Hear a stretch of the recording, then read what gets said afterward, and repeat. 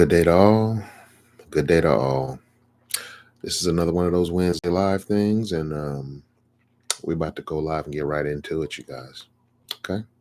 So let me start off with the mood and everything where this comes from. Um, I tagged all of my followers or in my friends list on Facebook and just sent a challenge out to grow something with me and to grow a tomato with me, something that's very easy to grow or easy to start growing. I think it's easy to grow actually. Um, and it's a good experience and it's indulging on multiple levels. Hold on a second. Okay. It's indulging on multiple levels and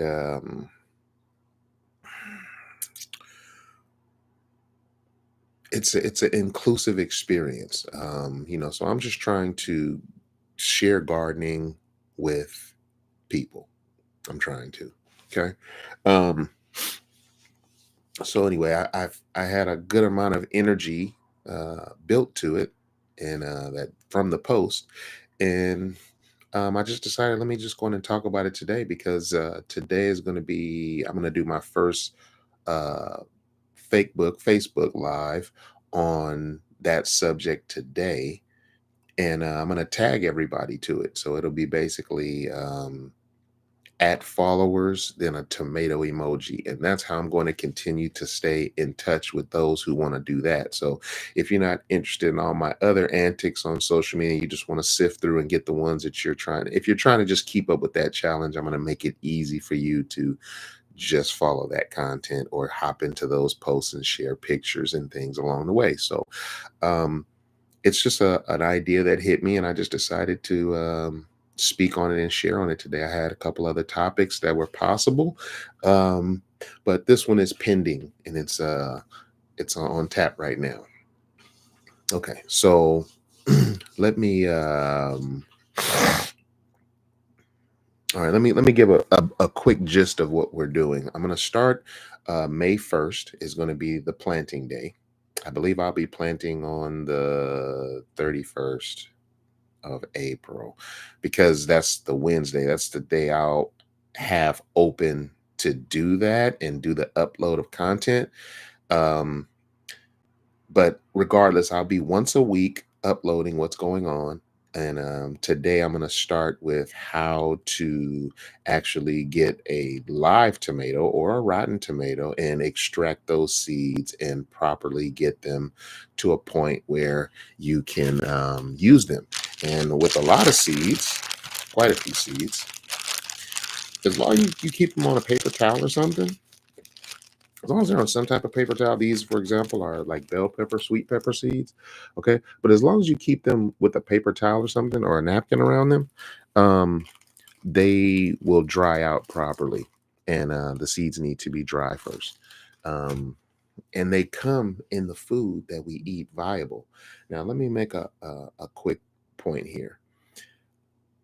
A lot of this challenge is to stoke excitement in the minds of people and to make them understand how wasteful we are and how much food potential there is in our trash or the things that we deem as trash. And as I start maturing it, hopefully the people that really grasp on, I can explain to them and show them more about gardening and how important it is to keep some fertile soil, a soil bed around you where you don't have to throw these things in the trash. You throw them on some dirt and cover them and water them and just see what happens. True enough, as you learn more, you start discovering the times when you want to plant sequential planting or, sequential planting.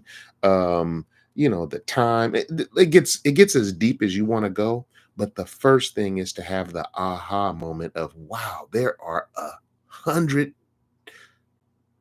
100 tomato plants in a tomato. And each one of those plants can make probably 50 tomatoes. And once you start realizing the possibilities of that, It makes you maybe look at it differently. I looked at a bag of beans differently once I took the beans and put them into hot water and boiled them and got them soft and ate them, and then took those same beans before boiling them out of the same bag and put them into some soil and watered them and watched this giant elephant leaf of a plant get started growing. Um, you can't, well, me, I couldn't help but look at beans differently once I saw that. These are a bunch of seeds, So the genius of nature, or the genius of the creator, or however you want to see it, but how this thing symbiotically moves, is that everything magically is encoded with the power to make more of itself, including us. And I want to bring that common sense layer down where, um, gardening isn't something else, but it's actually a representation of the universe and the alignment of life and things. So, anyway, today I'm going to start that journey, um, and see who's going to take the ride with me. I just wanted to speak to it today because a lot of these Wednesday lives isn't about like, oh, controversial, nothing. It's just about like off the cuff questions, good questions that can lead to better answers and, the magic that brings. Um, so, okay, the basics. So we're going to start off with,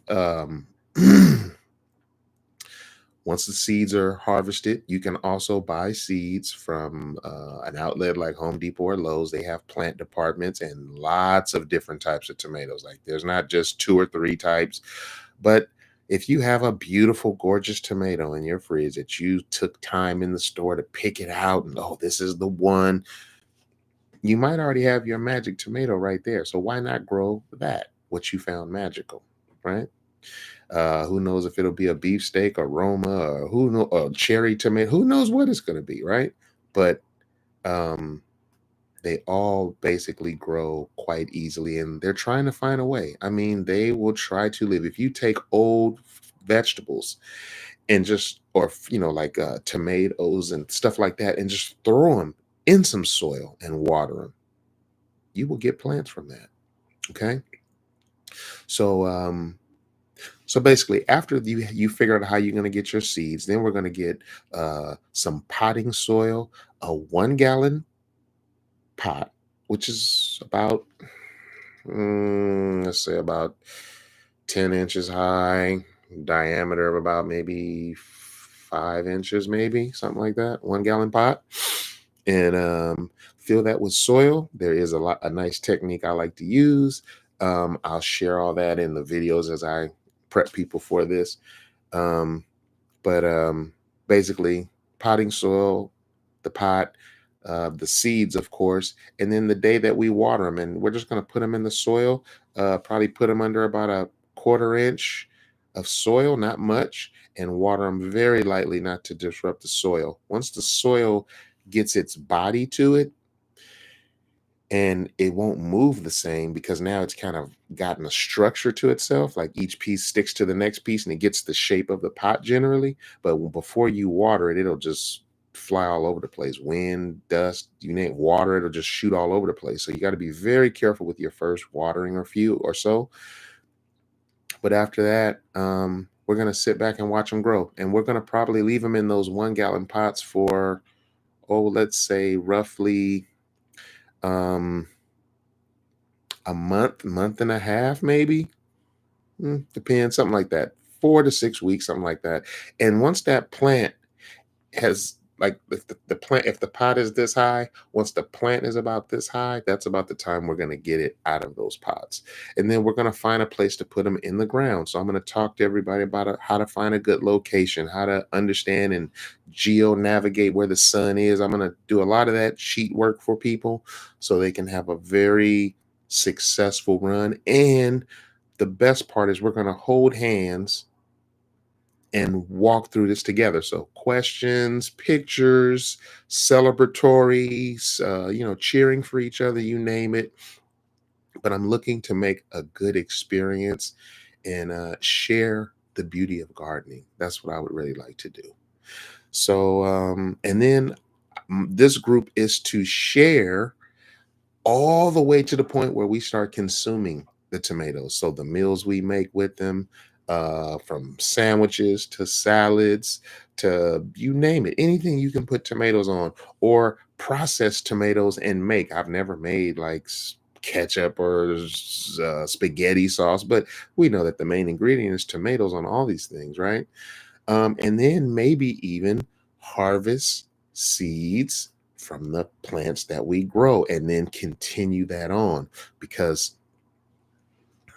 a seed learns its environment. So if you continue to grow something, some of the some of the matrices from the environment around it can get encoded into the DNA of the seed. So a thing that's growing in a certain environment will start to code itself to grow in that environment better. So I'm hoping to encourage something that will continue. And then I would love for people to be tagging me and sharing what they're continuing to do with it. Like I mean, I'm not going to say I won't do it again, but this is hopefully to be a leader to get to then become a follower of others and the celebration of what they're doing. Um, that's about it. I just wanted to make this Wednesday live about that. And I got a good topic coming up for the next one or two, because I got some good stuff in the clip that I'm going to share. But I just wanted to get to this today because this is prominent and it is springtime, and I have started my plantings and I am watering, and I'm going to do that today and get right involved with it and be an active part of a beautiful experience. Okay. So, with that, this is Wednesday Live, a Wednesday Live with no cliff notes. Okay. Um, I believe the topic of this video was a tomato challenge, but it was also encoded in there, uh, grow something fruitful. And that's what it's about. It doesn't have to just be tomatoes, but I'm starting with that because this is completely a basic beginner situation. And I see a lot of videos. Like, if you wanted to learn about how to grow tomatoes better, YouTube is your place. You're already there. You just type something different in the search and boom, you start getting results: how to fertilize, how to water, how to choose, how to trim, I mean, you can learn what you want to learn. But the difference in what I'm trying to do is I'm trying to get people from not doing it to giving it a try. And then once you give it a try, hopefully you get that bug and then you want to go forward with it. But until the next one,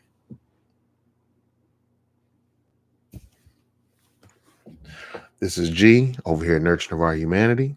And this is my Wednesday Live. And with that, be fruitful, people. Be fruitful.